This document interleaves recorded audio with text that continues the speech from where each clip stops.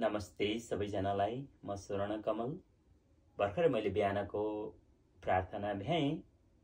गायत्री मन्त्र के हो, गायत्री मन्त्र हामीले किन जाप गर्नुपर्दछ, यसको बारेमा सानो जानकारी राख्न चाहन्छु।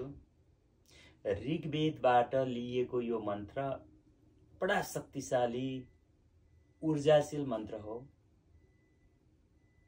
हुन त पहिला यो ब्राह्मणले जाप गर्ने अथवा केही समुदायले मात्रै जाप गर्ने भनिन्थ्यो। त्यो किनभने शुद्ध रहेर उपनयनपछि जुन जनै धारण गरेर गर्ने त्यसको एउटा विधि भएको थियो।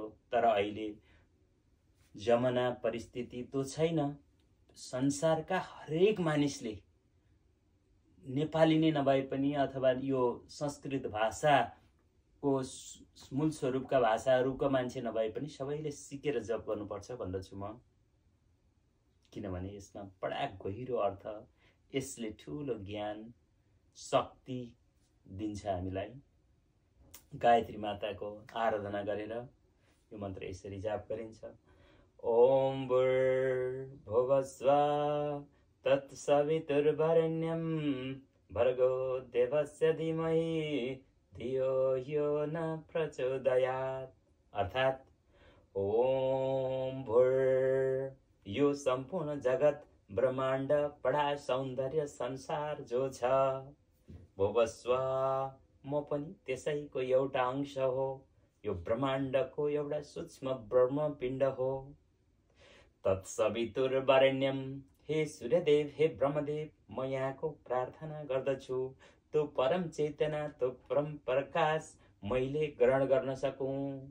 भर्गो देवस्य धीमहि, त्यो देवताको जस्तो आवाज, देवतुल्य आवाज जो छ त्यो मैले धारणा गर्न सकूं।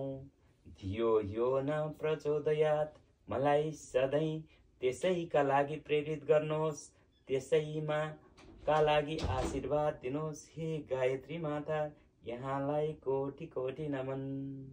अर्थात बडा ऊर्जाशील छ यो ब्रह्माण्डको, यो सम्पूर्ण संसारमा जे छ त्यो तत्त्व ममा अन्तर्निहित छ। त्यसकारण म नै ब्रह्म हुँ, अहम ब्रह्म अस्मि भन्ने भाव जो छ त्यो यो मन्त्रमा लुकेको छ। हे सूर्यदेव, हे देवादिदेव, हे भगवान जो परम शक्ति हुनुहुन्छ, देव जो हुनुहुन्छ, मलाई यो आशीर्वचन दिनुहोस्, मलाई यो आशीर्वाद दिनुहोस्। म पूर्ण रूपमा त्यो परम चेतना, परम प्रकाश ग्रहण गर्न सकूं र देवताको जस्तो जो आभा हुन्छ, देवत्व आभा भनेको पूर्ण रूपमा सम्भाव, सद्भाव, शान्त भाव, दिव्यताको जो आभा हुन्छ त्यो आभा मैले ग्रहण गर्न सकूं। त्यसका लागि हर बखत हर पल मेरो ध्यान रहोस्, मलाई आशीर्वाद दिनुहोस्, मलाई वरदान दिनुहोस् गायत्री माता भनेर जपिने यो मन्त्र बडा शक्तिशाली छ। हामी सबैले जाप गर्न सक्छौं। जाप गरेर हेर्नुहोस् यसको शक्ति कति छ, तपाईँ आफै पत्ता लगाउनुहुनेछ। यति भन्छु। हस्त, धन्यवाद।